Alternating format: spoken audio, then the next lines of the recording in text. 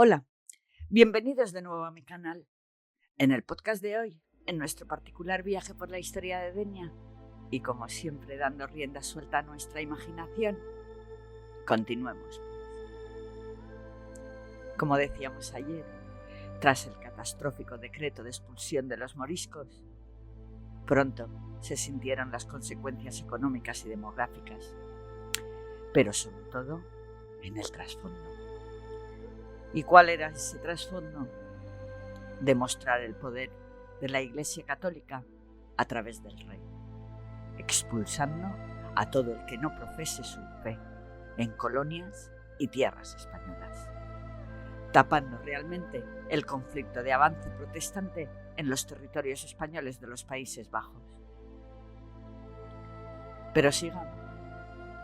Expulsar a más de 130.000 personas no fue tarea fácil, ni de un día para otro. Así que muy convenientemente, los que mandaban hacían cambios en algunos puntos del decreto de expulsión, y entre ellos la de que los niños hasta de 12 años se podían quedar libremente. Nunca sabremos cuánto de estos niños quisieron de verdad quedarse aquí sin sus padres.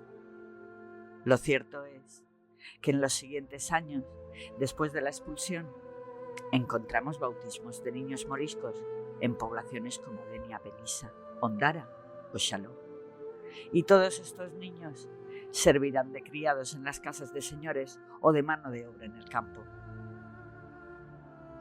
La expulsión significó una espantosa pérdida demográfica y una crisis en la agricultura. Con la expulsión de los moriscos, empezaron a escasear en el mercado productos como la caña de azúcar, el arroz, cereales, productos de primera necesidad, por quedarse sin los agricultores tradicionales de este tipo de cultivos, por lo que había que traerlo de otros lugares, y con ello se encarecía el precio, generando la especulación. La repoblación no fue fácil. Fueron varios los intentos por repoblar el marquesado y todo su territorio. Hubo que hacer varios llamamientos finalmente, y tras años, fueron llegando pobladores de una parte de las Islas Baleares, pero también vinieron repobladores valencianos de otros lugares. Vinieron de Aragón, de Cataluña, del sur de Francia e incluso de Italia. Mientras tanto, los señores se quejaban de las exigencias de los nuevos colonos. Así, vemos cómo se reunieron para exponerle al duque de Gandía. El morisco se contentaba con 2 hanegadas de tierra y se tenía por rico con ellas. Y muchos no tenían sino la casa y se alimentaban de lo que ganaban a jornal. Y ahora, a los nuevos pobladores se les da a 15 hanegadas de huerta cada uno y aún no se tienen por contentos. Y dicen no pueden vivir. Los variados territorios que antes habían poblado los moriscos eran montañosos, de condiciones difíciles y agrestes, poco atractivas para atraer a nuevos colonos que las veían difíciles de cultivar y que produjeran renta. Terrenos abancalados, alejados de las villas y ciudades. A pesar del intento de los señores por repoblar el marquesado, nunca igualará el número de moriscos desterrados a los nuevos colonos. Después de la expulsión, siguieron los ataques de piratas berberiscos, turcos, durante mucho tiempo. Calpe, Teulada y algunos intentos en Denia. Pero el sistema defensivo de la costa había mejorado. El litoral estaba plagado de torres de defensa que, junto a las 4 galeras del marqués, daban tranquilidad a los vecinos. Además, las galeras constantemente apresaban naves que proporcionaban botín y esclavos, que aportaban grandes beneficios con los pagos de rescates para su liberación. En julio de 1611, el marqués de Denia manda un correo al Consejo Real de la Villa para anunciarles con mucha alegría que su majestad había concedido el título de ciudad a la villa de Denia. Felipe III firmaría el título el 4 de abril de 1612. Donde en una real orden comunica a los vecinos la concesión del título de ciudad. que dice: vecinos de la villa de Denia, sabemos que el sitio de Denia es cómodo y delicioso, proporcionado para las cosas de mar, con territorio grande y ameno, y resguardada por la naturaleza de las invasiones de los enemigos. Por todo lo cual, quiere su majestad que la antes villa de Denia, desde ahora, perpetuamente, se llame, nombre y apellido, intitule y escriba la ciudad de Denia, y así disfrute de todas aquellas dignidades, preeminencias y otras prerrogativas de las que otras ciudades del reino pudieran de algún modo disfrutar. Se hicieron públicas demostraciones, fiestas, luminarias y disparos de artillería por tan singular merced. La transformación del palacio de Denia, el puerto, el territorio del marqués estaban casi terminados y de alguna manera reflejaba los gustos del monarca y sobre todo estimulaba y potenciaba las aficiones del rey: cazar, pescar y evadirse. El marqués buscaba incluir a Denia en otra de sus residencias personales, de las que realmente el rey era quien las utilizaba y disfrutaba como vía de escape. Un real sitio. Los quehaceres del gobierno, los negocios, la política y sobre todo servir y agasajar al rey y a la corte hacían su presencia en Denia cada vez más distanciada, pero no deja de estar pendiente del marquesado y siguió trabajando en el palacio, jardines y mejoras generales en todo el territorio. El trato del marqués hacia el rey era de padre a hijo consentido, llegando a tener que tomar decisiones que el rey no quería asumir. En 1613 llegó a puerto un navío procedente de Génova.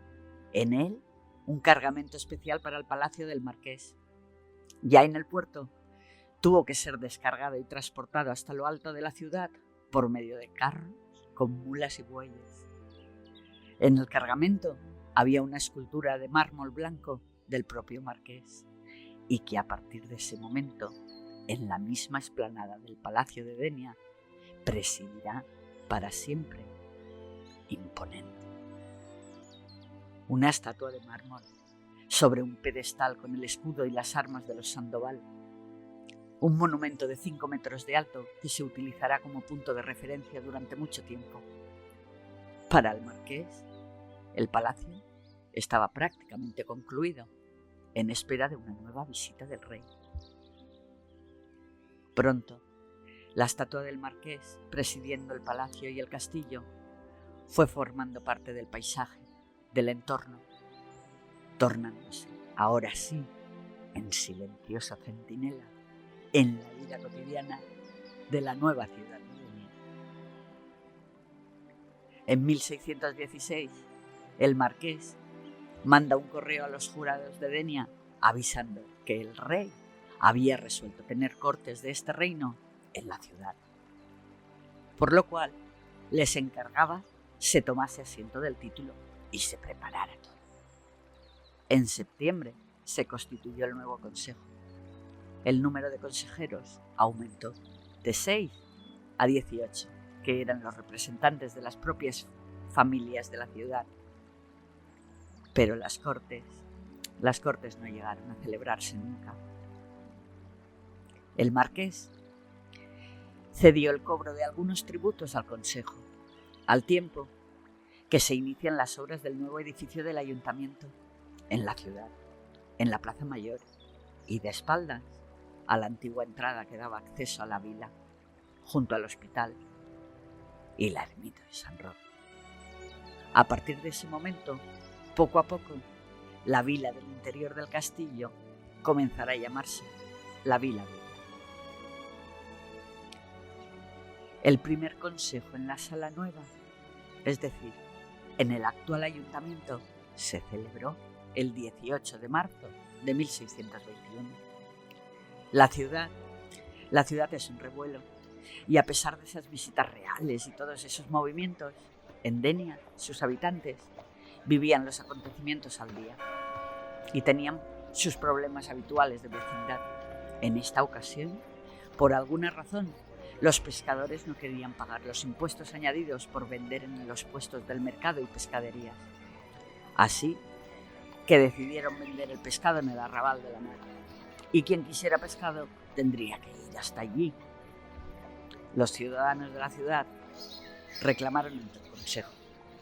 Y entre muchos tiras y aflojas, parece que se solucionó en 1620, cuando se llegó a un acuerdo por el que los pescadores podían vender el pescado en la pescadería, la plaza y las calles, solucionando un serio problema que crispaba a la población. Se abren nuevos comercios, hospederías, una carnicería detrás del nuevo ayuntamiento, confiterías donde se podían comprar dulces, membrillos, turrones y arroz y callaetes. Hornos en todas las calles. En el día a día, lo que más se consumía era el pan, base de la alimentación, tanto de las clases acomodadas como para las clases más humildes. Y el mejor y más caro era el de trigo, cereal controlado por el gobierno de la ciudad. En los hornos principalmente se horneaban los panes que elaboraban los particulares. Cada cual llevaba sus panes, se cocían por tandas y se le pagaba al hornero con una porción del pan cocido, que vendería él también al horno.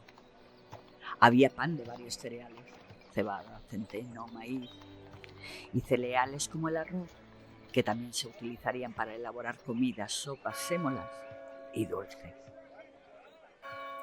En los pueblos y ciudades, pocas viviendas disponían de horno. En las nuevas viviendas tenían un hogar y utilizaban el fuego para cocinar, calentar e iluminar a la familia. También se utilizaban velas de sebo bovino y caprino o de grasa de pescado para alumbrar las casas, dejando un pestilente y ennegrecido humo, mientras que aquellas fabricadas en cera eran utilizadas para las lámparas de los nobles o en las iglesias. Como hemos visto, el pescado fresco era habitual en la dieta de los vecinos. Las saladuras o salazones era un medio de conservación y se aprovechaba todo. Como dice el refrán, con pan y vino se hace el camino. El vino también se tenía como base en la dieta y estaba controlado, procurando consumir vino local. Al tabernero Cao Pellicer se le denunció por traer vino de Ondara, vino forastero. Los agricultores traían y vendían sus frescas hortalizas, verduras y legumbres. Diariamente, el incesante traqueteo de los carros con mercadería que se dirigían hacia el mercado, donde llegaban productos de diferentes puntos del marquesado y de fuera de él. Productos de consumo que formaban parte de la dieta y alimentación, así como las hierbas silvestres que se cocinaban o comían crudas, se hacían emplastes, aceites o jabones con un sinfín de utilidades. En las marjales y pasetes de los alrededores de Denia se extendía el junco y la caña, planta boba, que se utilizaba de muy diversas formas para muebles, canastos y construcción. En las boticas se podía encontrar hierbas aromáticas utilizadas en medicina para facilitar la digestión y solucionar múltiples problemas de salud. Se utilizaban también para la conservación de alimentos y en la cocina para dar aroma y sabor a los platos. Vecinos con nombre y oficios, como los carpinteros Onofre Palmí o Onofre Ramón. Albañiles, como Pedro Martínez, José Segarra.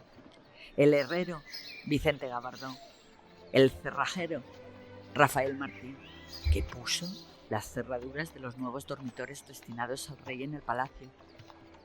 El colmado de la viuda de Cosme, donde vendían diversos artículos, jabones, aguas y aceites perfumados. Ultramarinos, que vendían productos de diversos orígenes en las cercanías del puerto, junto a unas tabernas, siempre llenas de marinos de paso y prostitutas. Una hospedería donde poder pernoctar si se llegaba a puerto de noche. Cuantos más vecinos, más construcción, más necesidad de piedra, madera, oficios y materiales, elementos y recursos naturales al alcance y cercanos. Así que continuamente el territorio está en cambio. Las canteras de extracción de piedra cambiarán las formas del entorno, no solo del litoral. Incluso una vez abandonadas, se utilizarán como solares para construir.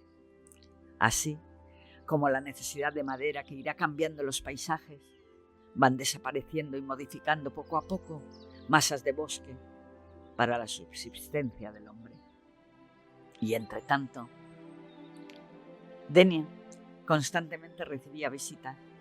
El gobierno de la ciudad siempre tenía sus atuendos oficiales preparados, un despliegue de autoridades que se situaban en posición en las explanadas espaciadas que había delante de las puertas de entrada a la ciudad para recibir a los llegados en el portal del mar o el portal de tierra. Tanto visitas reales como de cargos importantes de la corte o visitantes venidos de otros lugares, a todos se les agasajaba con buenos platos y se ofrecía exquisiteces nacidas de nuestra tierra. Las excursiones también eran un motivo de preparación de comidas extraordinarias que se podían realizar en el sitio de visita. Vamos, un picnic. Gracias a las cuentas municipales se puede documentar el menú de una excursión a la Cova Tallà en 1627. Los oficiales del Consejo, el doctor Forcadell, abogado de la ciudad de Valencia, y el gobernador fueron de visita en barca a la Cova Tallà. Y la comida consistió en pan y tortas, salsas, pimientas, canela y jengibre, atún, pescado, huevos y queso de Mallorca. Y de postre, melones y uva, acompañados de un rico y gustoso vino blanco. Vamos, todo un banquete. Así que compartir con el foráneo las excelencias de nuestra tierra, nuestros manjares, nuestras costas y nuestra hospitalidad, no nos viene de nuevo. Pero sigamos. Mientras tanto, en la corte, entre actos, fiestas, bodas y procesiones, el día a día realmente es una continua lucha por el poder, por miedo a perder lo que se tiene, o para obtener más beneficios, o por obtener privilegios. Se traiciona, se difama, se inventa y se calumnia. Una corte donde crecían las intrigas y las envidias. Así como siempre en la historia de la humanidad, la pugna por el poder, la codicia, la envidia y el egoísmo son los elementos que alimentan la traición, la eterna enfermedad del hombre que sufre inseguridades, que no sabe alcanzar sus propias metas sin destruir al prójimo. Nada. La sociedad española vivía un momento lleno de contradicciones. El clero era fanático, imponiendo sus creencias, con el poder de la Inquisición, supersticioso y corrupto. Y la sociedad, en público, era hipócrita y andaba todo el día agarrada a un rosario. Sin embargo, en la intimidad de las fiestas y jolgorios eran más que conocidos los excesos, todo tipo de excesos, alcohol, opiáceos. Como vimos en el capítulo anterior, el Renacimiento en España se expande según donde se existe más comunicación, es decir, las nuevas fuentes se difunden y promueven nuevas modas. Los libros, las ilustraciones llegan al pueblo y en algún momento los que mandan, vamos, a la iglesia, tampoco les interesa que se propaguen mucho las nuevas ideas. Una sociedad que se va diversificando poco a poco. Y ya no solo la corte y la nobleza tiene poder.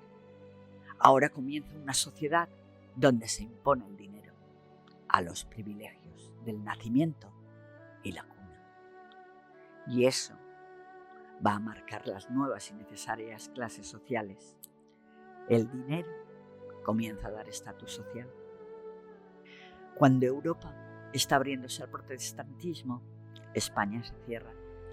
Se mantienen pactos, treguas. Felipe III firma el Tratado de Oñate, donde renuncia a la corona del imperio sacro de sus primos los Habsburgo, pero cerca a Francia en sus fronteras, por miedo a que se expandan las ideas de la reforma luterana. Se pierde conexión con Europa, dejan de llegar estudiantes extranjeros o libros. Por supuesto, la Iglesia es el filtro. El clero, desde dentro del poder, no va a permitir ni reconocer otra iglesia que la católica, fomentando más si cabe la religiosidad ante todo, intentando imponer un sentimiento de pesimismo, de miedo, de confianza única en la iglesia, fomentando una grandilocuencia estontosa, sobre todo en el arte religioso, en libros que enseñaban cómo pedir el perdón de los pecados o la liberación de las almas del purgatorio. El sobrecargado y ecléctico barroco. Pero poco a poco comienza a producirse una separación entre la religión y la vida humana. Los escritores, historiadores, poetas, algunos clérigos libres de pensamiento, pintores, escultores, personajes de la corte, ven en sus obras, en sus hazañas, el valor de la perpetuidad. Comienza la conciencia de la fama, de ser reconocido en el futuro, y crean obras para el futuro. De manera que el pueblo comienza también a disfrutar de ese arte a su alcance, participando de las celebraciones, mientras las cortes reales, papales o de los grandes señores se convierten en artificiales actores. Un paseo, una salida a la iglesia, es toda una demostración de ostentación, que es motivo de diversión, entretenimiento y burla por parte del pueblo. Se publican pasquines y sátiras contra reconocidos personajes, dando fama y perpetuando en el tiempo acontecimientos. Pero sobre todo, cualquier acto podía ser difundido y llegar a cualquier remoto punto del mundo. Y con todo esto pasando por la sociedad, el marqués de Denia está cansado de lidiar con la continua conspiración. Con 72 años es nombrado cardenal de San Sisto. Desde siempre, el marqués había tenido interés en la vida religiosa, pero como primogénito tenía que hacerse cargo de los intereses de la familia. En muchas ocasiones había comentado terminar su vida en un retiro religioso. Finalmente, el rey le concede el descanso que tantas veces le había pedido, dándole permiso para retirarse cuando quisiera, a Lerma o Valladolid. Así, consigue el retiro oficial de la corte con un emotivo acto en el monasterio del Escorial el día de San Francisco, el 4 de octubre de 1618. El cardenal se retira de la vida pública, sucediéndole su hijo primogénito, el que nació y dio sus primeros pasos en Denia, don Cristóbal de Sandoval, duque de Uceda, que toma posesión en las labores de la corte y en todos los cargos y honores que ostentaba su padre. El 21 de marzo de 1621 muere el rey Felipe III. Y a partir de ese momento, el marqués de Denia será perseguido política y judicialmente por innumerables acusaciones y difamaciones. Tanto así que al marqués en sus últimos tiempos se le acusó hasta de puto. Sí, con esas palabras aparece en la acusación de mantener relaciones con un joven al servicio del propio marqués. Corrieron pasquines por la corte y eso también favoreció la decisión de su reclusión total. Toda una campaña de desprestigio hacia el marqués de Denia que comenzó a forjarse poco a poco y en la que su propio hijo, el duque de Uceda, conspiró contra él, junto al padre Aliaga y Gaspar de Guzmán. Intrigó y participó en una conjura tramada en palacio contra su propio padre. Pero no tardó en caer él también en la misma trama de la pugna por el poder. Veamos. Con la muerte de Felipe III, entra al trono Felipe IV, quien nombra válido a Gaspar de Guzmán, apartando al hijo del marqués, el duque de Uceda.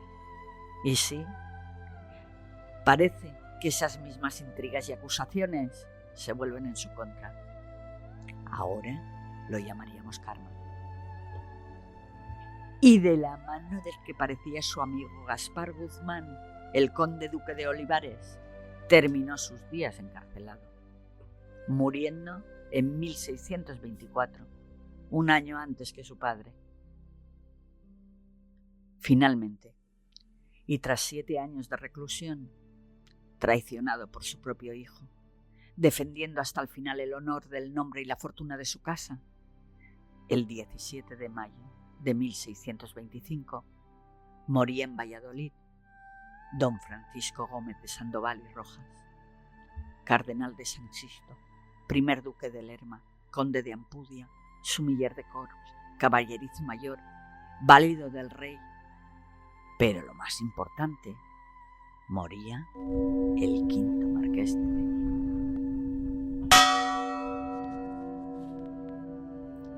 La noticia de la muerte del marqués de Denia conmocionó a sus ciudadanos. Con muestras de afecto se decretó luto.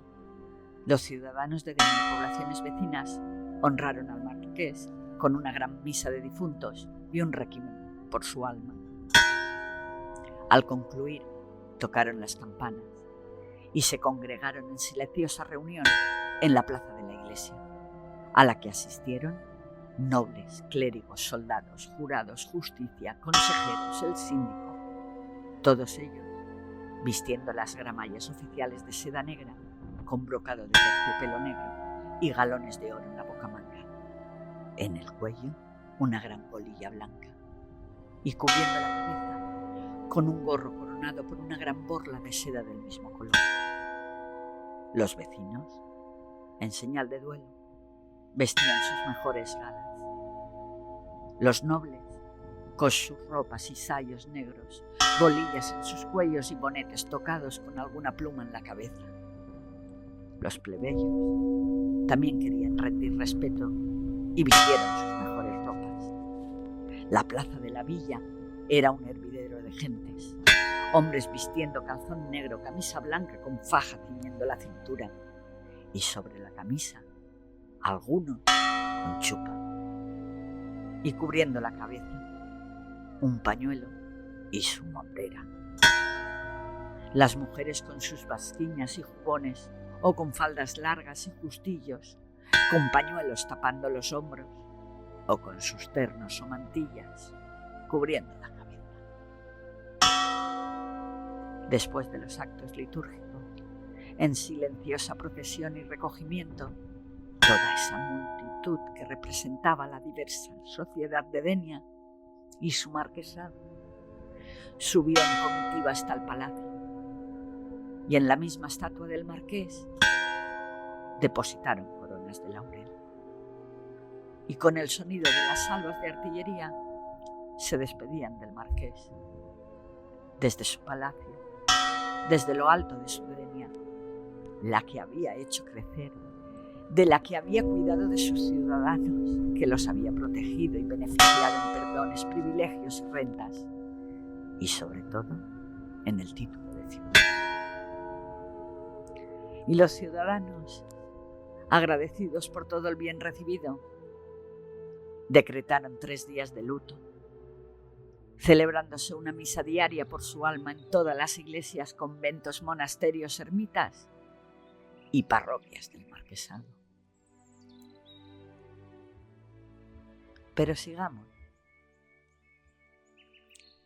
Francisco Gómez de Sandoval Manrique de Padilla será el 6º marqués de Denia, quien en 1627 pidió ayuda económica, recordándoles lo mucho que había hecho su abuelo por la ciudad. Así que, según él, ahora tocaba devolver el favor.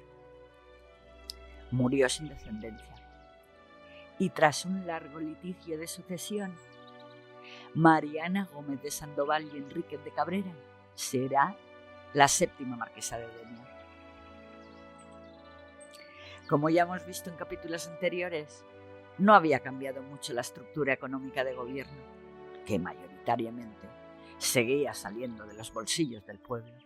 Sí, el que labra la tierra, el que cuida del ganado, el que ofrece servicios necesarios, el que pasa hambre, es el que con su esfuerzo y sacrificio paga al señor de la heredad la renta, el diezmo, pagos en dinero, en especie, en servicios a sus señores, aumentando cuando convenía el diezmo de seda o de cereales o de vino o el de ganado, y todo para financiar gastos extravagantes de los señores de la corte o del rey. Esto, en el día a día, constituía una pesadilla difícil de llevar por el pueblo, que veían que no habían casi avanzado en sus reclamos e inútiles sus esfuerzos en vivir dignamente. Sí, las guerras en el territorio habían reducido y la llegada de oro de las Américas ayudaban a la corona. Pero los excesivos gastos para mantener el elitista estilo de vida de la corte condicionan el aumento de los tributos. Pero al pueblo lo que realmente le preocupaba eran las plagas, sequías o periodos de tormenta que provocaban inundaciones y acababan con las cosechas. Eso era lo realmente importante. Con todo esto, vieron que las tierras abandonadas que tenían cepas, aun sin los cuidados de los moriscos expulsados, seguían dando fruto, a diferencia de otros cultivos que se perdieron. De alguna manera, el aumento del precio del vino favoreció la plantación de más viñedos, donde anteriormente se plantaba trigo u hortaliza. El vino blanco dulce tenía un precio más elevado, se podía sacar más renta. Además, el fruto secado al sol y convertido en pasa se conservaba durante mucho tiempo y era un dulce muy preciado. Durante los siglos anteriores, los moriscos ya tenían incluso tratados de cómo producir pasa con un tradicional método. Había sido cultivado y había formado parte de la dieta de los moriscos expulsados. Así que poco a poco fueron plantando cada vez más viñedos de uva dulce, sobre todo en terrenos de secano, montañosos y de difícil cultivo. Esa cepa que da unos característicos racimos dorados, dulces, que en su punto de maduración exacto atraen a las moscas, señalando el momento de la cosecha.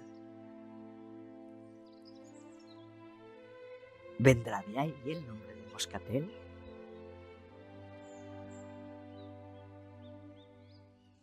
Continuará. Si les ha gustado, no olviden suscribirse a mi canal. Muchas gracias por seguirme. Hasta pronto.